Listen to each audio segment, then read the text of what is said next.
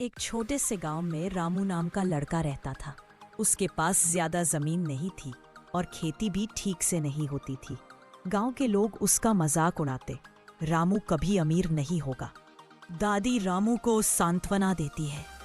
दादी कहती है, बेटा, मेहनत कभी बेकार नहीं जाती। और सुना है जंगल में एक बाबा रहते हैं जिनके पास जादुई मिट्टी है। रामू हैरान होता है और जाने का सोचता है। रामू अकेला जंगल की ओर निकलता है। अचानक पेड़ों पर बैठा तोता बोल पड़ता है, कहाँ जा रहा है रे लड़के? रामू डर जाता है, लेकिन फिर हिम्मत करके बताता है कि वह बाबा को ढूंढ रहा है। तोता हंसते हुए कहता है, बाबा तक पहुंचना आसान नहीं है, पहले परीक्षा देनी होगी। तोता रामू को 3 सवाल पूछता है।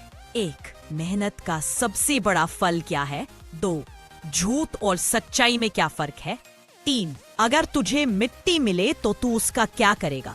रामू सच्चाई से जवाब देता है। तोता खुश होकर कहता है, तू सच में नेक दिल है, चल बाबा तक ले चलता हूँ। बाबा पेड़ के नीचे ध्यान लगाए बैठे हैं।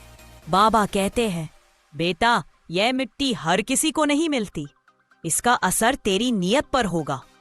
रामू हाथ जोड़कर मिट्टी मांगता है। बाबा उसे एक छोटी पोटली देते हैं। रामू खुशी से मिट्टी लेकर काम लौटता है। वह मिट्टी खेत में डालता है और मेहनत से पानी देता है, बीज बोता है। धीरे धीरे खेत में हरी भरी फसलें उगने लगती है। गांव वाले हैरान होकर कहते हैं, वाह, रामू का खेत तो सोने जैसा चमक रहा है। जो लोग मजाक उड़ाते थे अब उसकी तारीफ करने लगते हैं। दादी मुस्कुराकर कहती है, रामू, जादू मिट्टी में नहीं था, असली जादू तेरी मेहनत और ईमानदारी में था। रामू समझ जाता है और सबके साथ खुशी से रहने लगता है। एक छोटे से गांव में एक रामू नाम का लड़का रहता था। रामू बहुत गरीब था, पर मेहनती और नेक दिल था। उसके पास जमीन तो थी, लेकिन खेत बंजर पड़े रहते। एक शाम रामू खेत से लौट रहा था। अचानक रास्ते में उसे सफेद कपड़े पहने एक औरत दिखाई दी। वो अजीब लग रही थी, उसकी आंखें चमक रही थी।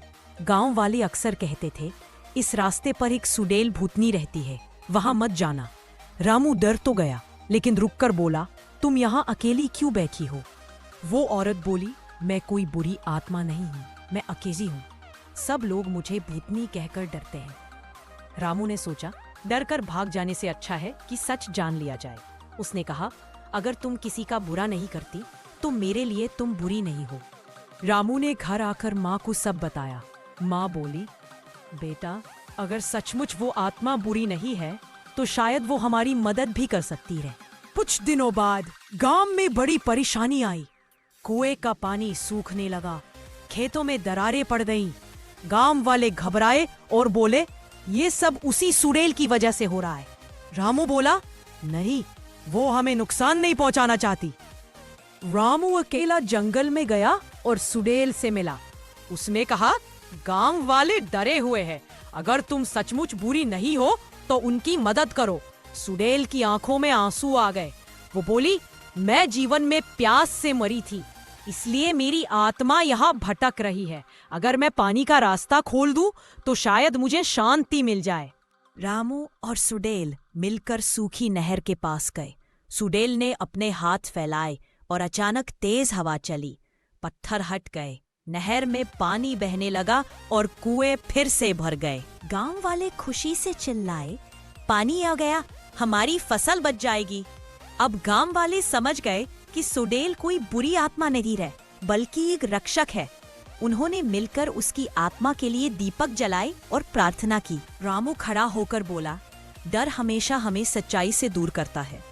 अगर हम हिम्मत से सच का सामना करें तो डर दोस्ती और मदद में बदल सकता है। धीरे धीरे सुडेल की आत्मा मुस्कुराई और प्रकाश में बदलकर आसमान में विलीन हो गई। गांव में शांति और समृद्धि लौट आई। गांव के किनारे एक कच्चे मकान में दीपक नाम का गरीब किसान रहता था। उसके पास थोड़ी सी जमीन थी, लेकिन जमीन बंजर थी। वह दिन रात मेहनत करता, फिर भी खेत में कभी हरियाली नहीं आती थी। हर सुबह वह खेत की ओर जाता, घंटों वहीं बैठा रहता। कभी खड़ा होकर आसमान की ओर देखता और सोचता, हे भगवान, कब बदलेगा मेरा हाल। शाम को जब वह घर लौटता तो उसकी बूढ़ी माँ दरवाजे पर खड़ी उसका इंतजार करती। माँ अक्सर कहती, बेटा मेहनत मत छोड़ना, भगवान देर करता है अंधेर नहीं। दीपक माँ की बात सुनकर चुपचाप सिर झुका लेता और बैठ जाता। एक दिन की बात है, दीपक खेत में अकेला बैठा था। तभी एक बूढ़ा साधु वहां से गुजरा। साधु उसके पास आकर खड़ा हो गया और बोला, बेटा, मेहनत तो तू करता है, लेकिन विश्वास भी जरूरी है। ये लो बीज, इसे अपने खेत में बो देना। अगर सच्चा विश्वास रखोगे तो जमीन जरूर रंग लाएगी। दीपक ने साधु की बात सुनी और श्रद्धा से सिर झुका लिया। साधु चला गया और दीपक बीज अपने खेत में डालकर हर दिन वहां बैठने लगा। कभी खड़ा होकर आसमान देखता, कभी मिट्टी को निहारता। दिन बीतते गए। कभी धूप तेज होती, कभी बादल छा जाते, कभी हल्की बारिश होती, लेकिन दीपक ने उम्मीद नहीं छोड़ी। वह रोज खेत आता, बैठता और विश्वास रखता कि एक दिन ये मिट्टी बोल उठेगी। फिर एक सुबह जब दीपक खेत में आया तो उसकी आंखें चमक उठी। जहां पहले सूखी जमीन थी, वहां अब छोटे छोटे हरे अंकुर निकल आए थे।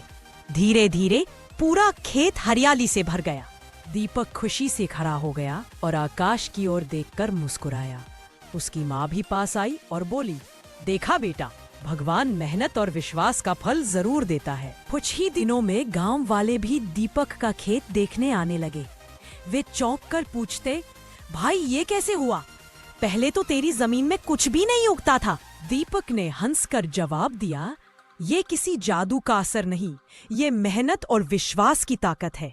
जिसने कभी हार नहीं मानी, उसकी जीत तय है। धीरे धीरे पूरा गांव दीपक के खेत जैसा हरा भरा हो गया। सबने समझ लिया कि सिर्फ मेहनत ही नहीं, बल्कि विश्वास भी उतना ही जरूरी है। एक गांव में रामू नाम का एक गरीब किसान रहता था। हर सुबह वह अपने छोटे से घर से निकलकर खेत की ओर जाता। मिट्टी का रास्ता, धूल और गर्मी, लेकिन रामू कभी हार नहीं मानता। वह खेत में घंटों बैठकर सोचता, मेहनत तो मैं करता हूँ, पर फसल क्यों नहीं होती। एक दिन थका हारा रामू खेत में अकेला बैठा था। तभी उसकी पत्नी और छोटा बेटा वहां आ पहुंचे। बेटा मुस्कुराते हुए बोला, पापा, आप चिंता मत करो, अगर हम सब साथ हैं तो एक दिन हमारी मेहनत रंग लाएगी। रामू ने बेटे को गले से लगाया और मुस्कुराया।